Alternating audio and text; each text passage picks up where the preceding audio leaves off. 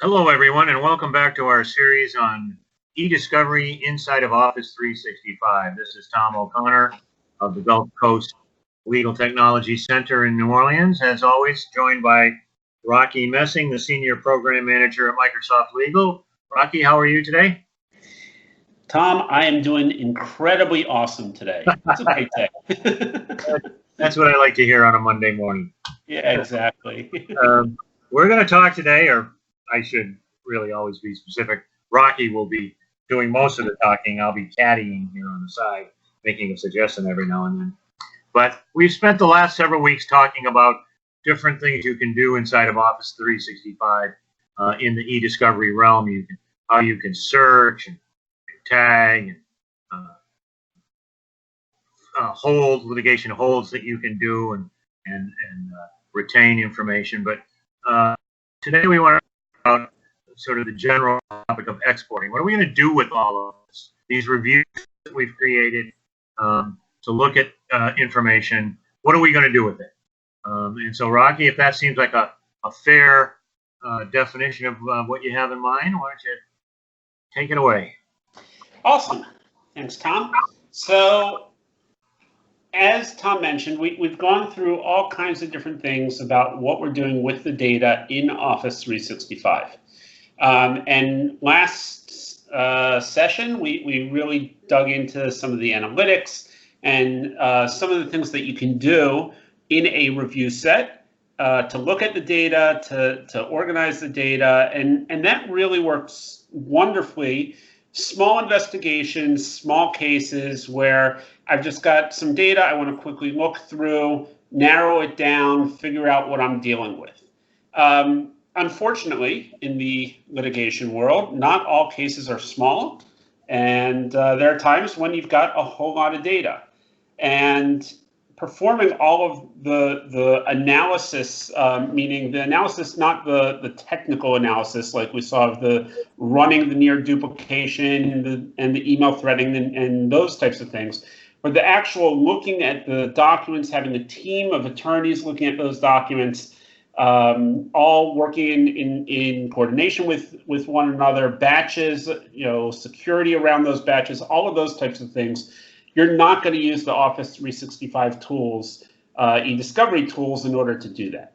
So the piece that we're really going to dig into today is when I now have a set of data that I need to take out of Office 365, what are my options? What am I able to do? And what do I get? What am I able to turn over to either directly to the other side or to provide to a review tool of your choice, and what information is going to be there? What am I going to be able to actually do with that? And to some degree, what's the cost impact going to be of moving that data out into that other tool?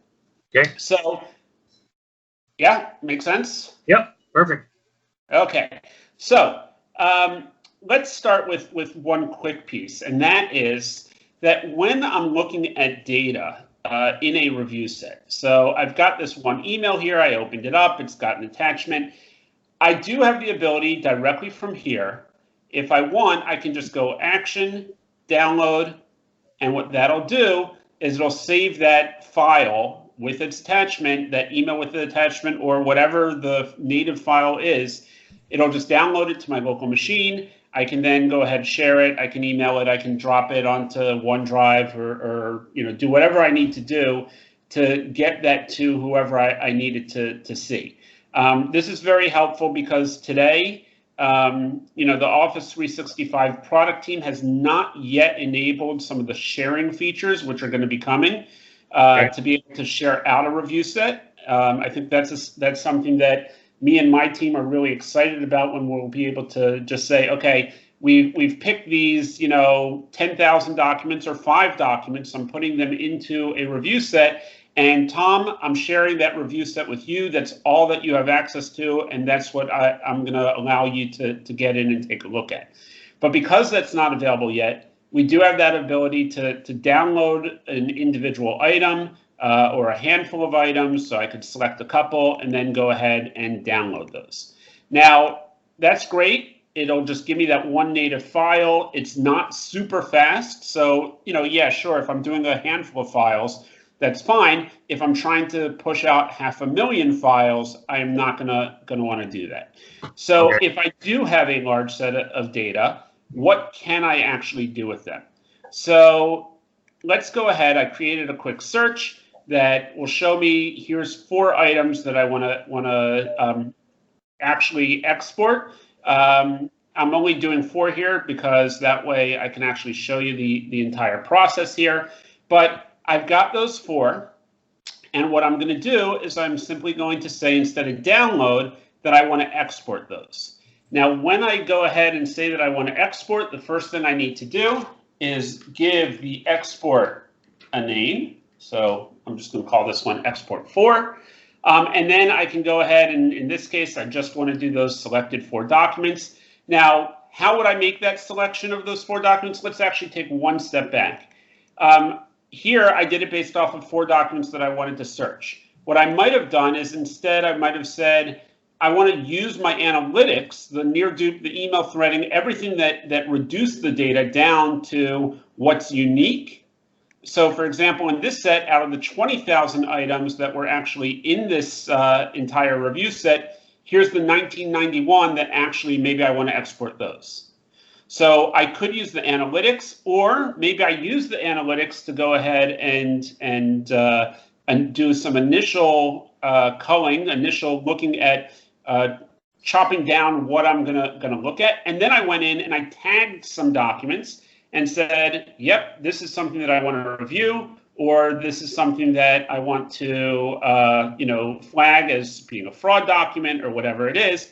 And that way, when I come back to my search, now I've got 5 documents that I want to export. Right. So here's my 5 documents. Again, I go ahead and say I want to export them. Again, export 4 is the name of my export. And now I can decide, what do I want to include with that data. So the first thing is I have the option of only exporting out a load file.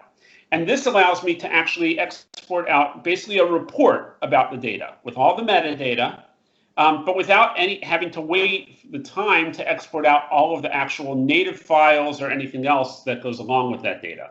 So we utilize this in terms of being able to just get a quick report out of what is going to be exported. Sometimes we'll look at it a little bit. We want to do some deeper analysis using Excel or using SQL or something like that to actually analyze that data. There's all different kinds of reasons why I might just want the report. But if I want more, then I can, first of all, I can include the actual tags. So where I have just tagged that super top secret document as a fraud document, I want to include that tag information within my load file.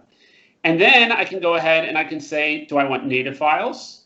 And if I do want native files today, it's one of the things that is being introduced here is the ability to bring in when I've got chat messages from Teams or Skype or wherever it is, to bring in the other information around that conversation. So I could export them out as individual chat messages, or I could export them out as an entire conversation. So that's really important.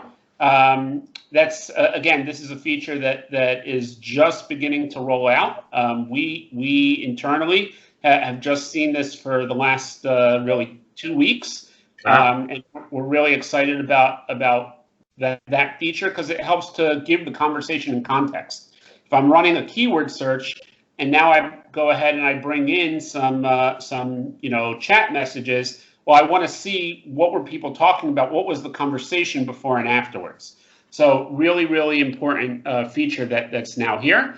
But again, bringing in the native files, so all the Word documents, emails, whatever the native format is. Then I can also include text files for all the documents.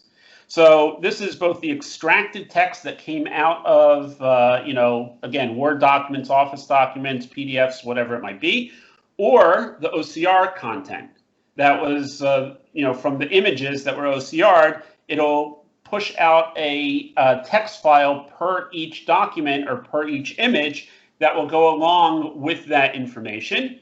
If I went ahead and I did any redactions within the review set, then instead of exporting out the native file, then I can just export out a redacted version of that file in PDF format. So I can go ahead and say I only want to do that for any of the redacted images. And then I can go ahead and say, okay, either I want to export it out to a storage location in Azure, which is the Microsoft infrastructure cloud. So a storage location in the cloud where Microsoft will give me access to that data. Or I can say I have my own Azure storage that maybe I want to create a long-term litigation repository of all information that I've pulled out. Or maybe my vendor has said, you know what, here's our Azure information, just export it out here and save all the time on trying to transfer that data over to us. So they might have a review application that runs in Azure. They might just want, it's faster for them to pull it down directly. So whatever the case may be, they or you, the client, might have a storage container already defined. If you do choose the Microsoft one, then it will only stay there for, I believe it's 30 days. Don't quote me on that. But it'll stay there for a limited amount of time until that data disappears from the container. I can always come back and do that same export again. The export information is always kept within the system, but the data on the file location will disappear after a period of time if I'm using the Microsoft provided one. Make sense? Yep. Okay. So let's go ahead and export out these files. Like any other job in Office 365, it will create the job, and I can track the progress from the job screen so I can see how that export is doing. As you can see, I've already done a couple of exports here in the past, but it's going ahead. It will, this progress bar will continue to go up, and eventually it'll say that it's complete. This won't take very long, just a couple of minutes, but because we don't want to wait that long, what we're going to do is we're going to go here to the exports and take this other export that I did. I'm going to copy this location. And what this location is, it looks like a URL on the web, but it's actually not. It's called a URI, which is a secure location that includes an encryption key that allows you to pull data down from Azure. And there are a number of different ways that I can do that. I could use something called AZ Copy, which is a command line tool that I would just open a command prompt and use the AZ Copy tool in order to pull it down. I typically like to use something called Storage Explorer, Azure Storage Explorer, which is this utility right here. And what this allows me to do is it allows me to say I want to add the account that I just copied that URI, and simply go in here, paste the URI directly in. If I want to, I could change the name of what this is just going to display on the left-hand side. Hit Next, hit Connect, and it will go ahead and it'll connect me to that data. And from here, I can simply go in and I can select the folder, download it, and move on. Now, the question that a lot of people will ask is, well, why are we pushing this data out into this Azure location? Why not just have it available via the web interface and say, okay, when I'm ready to download that data, I'm going to go ahead and just pull it down. And right. The answer is automation. By doing this, it allows you through the back end, through PowerShell and through other tools, to be able to specify or pull this information from the export and then go ahead and download it automatically through a script. So if I'm trying to automate as much of this process as possible, where I don't want to use the user interface, I am able to do some of that via scripting because of the fact that that data is stored in that Azure location, And now I'm able to just script the encryption key and the location and pull that data down very, very easily. Gotcha. Now, we've gone ahead. So I've already pulled down some data here for us to take a look at. And what we'll see is that when I pull this data down, I get some information here with the download. The first thing is that I get my CSV, which is my metadata load file. We'll go through this in a bit of detail in a second. I get my native files because that's what I said that I wanted to pull down here. So you'll see I've got emails, I've got images, if I go through here, PowerPoints, all kinds of different things. The native files, excuse me, each one is named after a specific file ID that is unique to each file within Office 365. So it allows me to very easily reference those files in the load file, and we'll see that in a minute. I get my extracted text. So all of the text for all of those documents gets pulled down as individual text files. And then I also have this error files. And the error files won't come in every single case, but in some cases, it will pull down error files if I did not go through the remediation phase, or if there's other files that for whatever reason the system was not able to extract text from and you did not go ahead and say, I don't want those. It will go ahead and pull down those error files so that way you can just take this one folder and put it through whatever other tool that you want to use. So if it's got some kind of encryption, similar to what you would have done in the remediation phase, but I can do this post-export if I want, and then reintegrate that data back into the rest of the native files in the extracted text. So let's go ahead and take a look at what this CSV load file looks like. The CSV load file includes a lot of different information here. So the first thing that you'll see is that file ID. It is a little bit long, but it's because each one is unique to every item in Office 365. So I will go ahead and I'll have that cross-reference to the native files and to the text files. I do have in here an actual location for those. It will reference where those files are, but I want to have the actual ID of what each file is. Right. Now, there's a lot of other, sorry, Tom, was there a question? No, I was agreeing with you. Yep. Okay. There's a lot of other information available in here. I'm not going to go through every single column, but there's things that are really important. For example, I have a hash value, both a SHA-256 and an MD5, that are going to be part of my defensibility, right? I want to be able to say that this is what that file was and that each time it hashes out exactly the same. I want to know where did that data come from. If I had specific things such as my email metadata, right? The to, the from, CC, BCC information, all of that. Email subject, dates. I have things like domains. So it'll actually pull out what were the domains from the sender, as well as, if I scroll down a little bit, what were the recipient domains. So I can very quickly see what were all of the different domains that exist within this. So if I'm going to do some searches for privilege, it makes some of that searching a little bit easier. I get a field that has all of the participants, so not just the sender, the recipients, or the to, the from, the CC, all separated out, but I have a field that contains all of them together. So I can very quickly see who are all of the different participants, what were all of the different domains within this email. I have, was the email a reply, a forward, what was the action that was taken on it?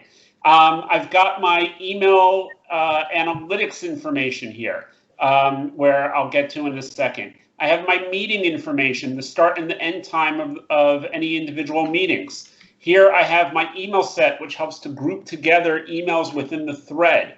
I have where a email and its attachments were exact duplicates, as opposed to just the attachments within them.